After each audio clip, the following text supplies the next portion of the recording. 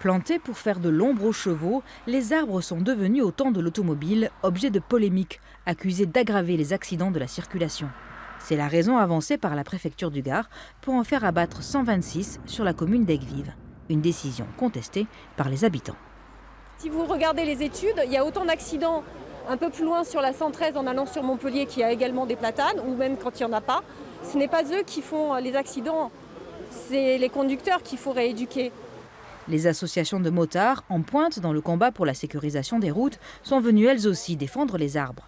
Plutôt que les abattre, il faudrait à leur avis installer au bord des routes des doubles glissières et une meilleure signalisation. C'est pas recevable un argument comme ça. On est 3 associations de motards ici. Les 3 associations sont contre l'abattage de ces arbres. 126 arbres centenaires, vous vous rendez compte? Le problème à l'heure actuelle, c'est pas trop les platanes, c'est plutôt l'état des routes. Un mauvais argument de sécurité routière et une aberration écologique pour les défenseurs de l'environnement. Des arbres qui sont protégés par le L350-3 du Code de l'environnement. C'est un article de loi qui interdit l'abattage de tous les arbres d'alignement en France et dans les villes. Ces platanes sains et centenaires participent à la régulation du climat et à la purification de l'air.